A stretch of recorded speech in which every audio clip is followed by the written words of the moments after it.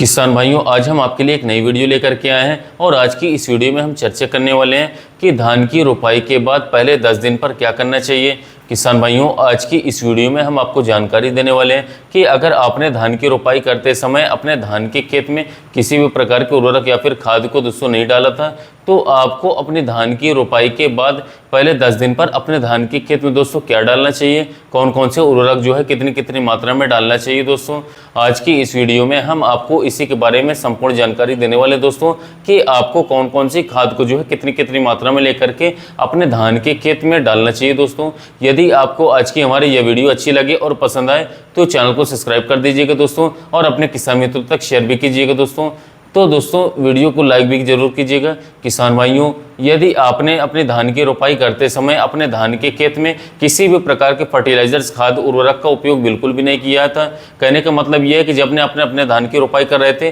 तो उसमें आपने किसी भी प्रकार की खाद को नहीं डाला था, तो आज की इस वीडियो में दोस्तों जैसा कि हमने आपको बताया कि हम आपको जानकारी देने वाले हैं कि आपको अपने धान के खेत में रोपाई के 10 दिन बाद पहले 10 दिन पर कौन कौन सी खाद को कितनी कितनी मात्रा में डालना चाहिए। आज हम आपको इसी के बारे में संपूर्ण A to Z जानकारी देने वाले हैं। बहुत ढेर सारे किसान भाई जो हैं अपने धान के खेत में जब पहले खाद डालते हैं तो उसमें DAP खाद का इस्तेमाल कर लेते हैं। किसान भाइयों, DAP एक बहुत ही बढ़िया और अच्छी क्वालिटी की खाद होती है जिसका इस्तेमाल बहुत ही ढेर सारे किसान भाई जो हैं अधिक मात्रा में अपने धान की फसल में करते हैं। DAP का पूरा फुल फॉर्म होता है डाई अमोनियम फॉस्फेट। किसान भाइयों, इसमें आपको दो तत्व मुख्य रूप से देखने को मिलते हैं। पहला होता है नाइट्रोजन और दूसरा होता है फॉस्फोरस। 18% नाइट्रोजन और 46% इसमें आपको फॉस्फोरस देखने को मिलता है। दोस्तों किसान भाइयों, DAP खाद जो होती है यह एक बहुत ही बढ़िया और अच्छी क्वालिटी की उच्च क्वालिटी की खाद है जो आपके धान की फसल में विकास के लिए बहुत ही ज़्यादा आवश्यक होती है। दोस्तों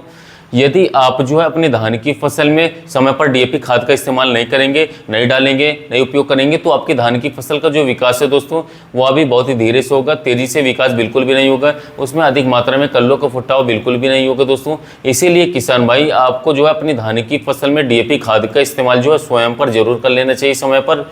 चलिए अब बात करते हैं कि आपको कितनी मात्रा में DAP खाद को डालना चाहिए। किसान भाइयों, DAP खाद का इस्तेमाल जो है आपको कम से कम 50 किलोग्राम प्रति एकड़ के हिसाब से दोस्तों करना चाहिए। इसके साथ आप चाहें तो दोस्तों इसमें 15 से 20 किलोग्राम प्रति एकड़ के हिसाब से यूरिया और इसके साथ साथ दोस्तों 15 से 20 किलोग्राम इसमें आप पोटाश, इन तीनों चीज़ों को आपस में अच्छी तरीके से मिक्स करके अपने धान के खेत में दोस्तों पहले 10 दिन पर आप अपने खेत में बिखराव करवा सकते हैं। किसान भाइयों, यह जो तीनों खाद का कॉम्बिनेशन है यह एक कंप्लीट डोज होता है दोस्तों, जो कि एक धान की फसल में अर्ली स्टेज में डालना आवश्यक होता है। यदि आप समय पर इन तीनों खादों को अपने धान के खेत में डाल देंगे तो आपके धान के खेत में अधिक से अधिक मात्रा में कल्लों का फुटाव होगा, हरापन बना रहेगा, इसके साथ साथ बढ़वार तेजी से होगी, जड़ों का विकास तेजी से होगा। और किसान भाइयों, जितना ज़्यादा तेजी से आपके धान की फसल में पौधों का जड़ों का विकास होगा दोस्तों, उतना ही ज़्यादा वो अधिक मात्रा में जमीन से जो भी तत्व पोषक तत्व उपलब्ध हैं वो अवशोषित कर पाएंगे और उनके अंदर अधिक से अधिक मात्रा में भोजन बनेगा,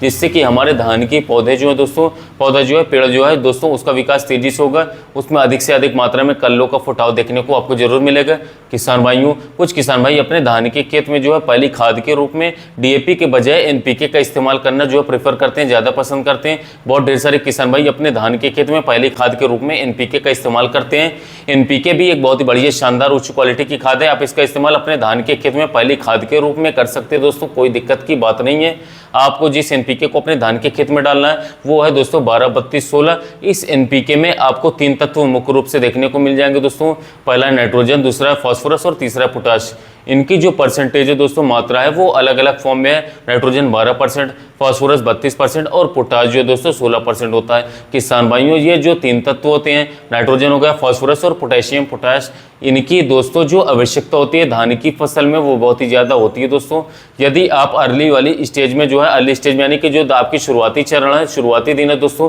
उसमें यदि आपने धान की फसल में जो है इन तीनों तत्वों को पर्याप्त मात्रा में बिल्कुल भी नहीं डालेंगे किसी भी फॉर्म में दोस्तों, चाहे आप DAP हो गया, NPK हो गया या फिर SSP सिंगल सुपर फॉस्फेट हो गया, किसी भी फॉर्म में अगर आप नहीं डालेंगे दोस्तों तो आपकी धान की फसल का जो विकास है दोस्तों वो अच्छी तरीके से नहीं हो पाएगा। उसमें अधिक से अधिक मात्रा में कल्लों को फुटाव, पौधे की बढ़वार, इसके साथ साथ टिलरिंग, जड़ों का विकास दोस्तों, अधिक से अधिक मात्रा में पत्तियां, यह सब चीजें बिल्कुल भी देखने को नहीं मिलेगी। पौधे की बढ़वार नहीं होगी, ग्रोथ नहीं होगी दोस्तों, और आपकी जो धान की पैदावार है दोस्तों वह फिर से आपको कमी देखने को मिलेगी। तो पिछले वर्ष के मुकाबले इसलिए किसान भाइयों आप जो है समय पर इन खादों का इस्तेमाल जो है ज़रूर से ज़रूर करें। अगर हम बात करें एनपीके की मात्रा के बारे में तो किसान भाइयों आपको जो है लगभग 1 एकड़ खेत के पीछे लगभग 70 से 80 किलोग्राम प्रति एकड़ के हिसाब से एनपीके को डालना चाहिए, क्योंकि किसान भाइयों डीएपी की तुलना में एनपीके में आपको 18% नाइट्रोजन और 46% फास्फोरस देखने को मिलता है। इसलिए आपको डीएपी की तुलना में एनपीके की जो डोज है वो थोड़ी सी ज़्यादा डालनी पड़ती है दोस्तों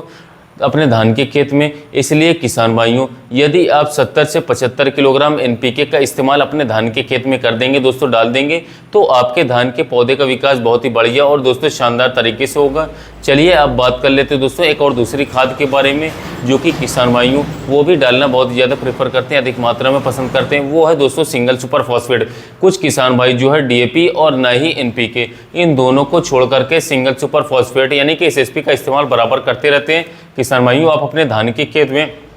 पहले 10 दिन पर जो पहली खाद डाल रहे हैं उसमें एसएसपी को भी डाल सकते हैं, मिला सकते हैं, लेकिन एसएसपी के साथ में आपको यूरिया और पोटैश को भी मिलाना होगा दोस्तों, क्योंकि किसान भाइयों सिंगल सुपर फॉस्फेट का जो मॉलिक्यूल्स होता है दोस्तों वो मूवेबल बिल्कुल भी नहीं होते हैं। कहने का मतलब ये है कि जिस जगह पर आप इनको छीड़ देंगे वो दोस्तों उसी जगह पर पड़े रहेंगे जब तक धान के पौधों की जड़ों का विकास तेजी से नहीं होगा दोस्तों, वह उनके जो है दोस्तों कॉन्टैक्ट में नहीं आएंगे, तब तक दोस्तों धान के जो पौधे हैं वो उनको जो है इस्तेमाल नहीं कर पाएंगे। इसलिए दोस्तों आपको यदि इसमें आप यूरिया या फिर पोटैश को मिला देंगे तो दोस्तों यह जो पौधे हैं वो इनको तेज़ी के साथ इस्तेमाल कर पाएंगे, क्योंकि दोस्तों यूरिया और पोटैश को मिलाने के बाद में यह जो सिंगल सुपर फॉस्फेट के मॉलिक्यूल्स बचते हैं आलोचक होते हैं दोस्तों, यह पानी में घुल करके मूवेबल हो जाते हैं, यानी कि दोस्तों एक जगह से दूसरी जगह आसानी के साथ जा सकते हैं। तो यह दोस्तों जो पौधे होते हैं वो उनके नज़दीक पहुंच जाते हैं और आसानी के साथ जो हमारे धान के पौधे होते हैं दोस्तों वह इनको इस्तेमाल कर पाते हैं और इसके साथ साथ उसका विकास भी तेज़ी से हो पाता है। किसान भाइयों अगर हम बात करते हैं एसएसपी के बारे में तो इसमें आपको जो है दोस्तों जो मात्रा देखने को मिलती है वह है दोस्तों 16% फास्फोरस, इसके साथ साथ 11% सल्फर और 21% दोस्तों कैल्शियम। यह 3 तत्व मुख्य रूप से देखने को आपको मिलेंगे दोस्तों एसएसपी के अंदर। यदि आप इसका इस्तेमाल जो अपने धान के खेत में दोस्तों अवश्य कर देंगे इस समय पर, तो दोस्तों आपके धान के जो पौधों का विकास है दोस्तों वो भी बहुत ही तेजी के साथ और अच्छे ढंग से देखने को मिलेगा। साथियों अगर हम बात करें इसकी मात्रा के बारे में तो किसान भाइयों आपको कम से कम 2 बैग सिंगल सुपर फॉस्फेट प्रति एकड़ के हिसाब से दोस्तों सिंगल सुपर फॉस्फेट को डालना चाहिए और इसमें आपको 20 से 25 किलोग्राम यूरिया और 20 से 25 किलोग्राम पोटाश को भी डाल देना चाहिए दोस्तों। किसान भाइयों अगर आप जो है इन तीनों खाद के कॉम्बिनेशन में से किसी भी प्रकार की खाद का इस्तेमाल जो है अपने धान के खेत में दोस्तों रोपाई के पहले 10 दिन पर कर देंगे तो दोस्तों आपके धान के पौधे का जो विकास है दोस्तों वो बहुत ही तेजी के साथ होगा। उसमें अधिक से अधिक मात्रा में कल्लों को फुटाव आपको देखने को मिलेगा। इसके साथ साथ पौधे की बढ़वार तेजी से होगी, जड़ों का विकास तेजी से होगा दोस्तों, और इसके साथ साथ आपकी धान की फसल का जो उत्पादन है दोस्तों वह भी आपको अधिक से अधिक मात्रा में देखने को मिलेगा। साथियों यदि किसान भाइयों आपको आज की हमारी ये वीडियो अच्छी लगी दोस्तों, पसंद आई हो तो कृपया वीडियो को लाइक कीजिएगा, चैनल को सब्सक्राइब कीजिएगा, अपने किसान मित्रों तक वीडियो शेयर कीजिएगा और दोस्तों इसके साथ साथ दोस्तों मिलते हैं नए वीडियो में नए टॉपिक के साथ।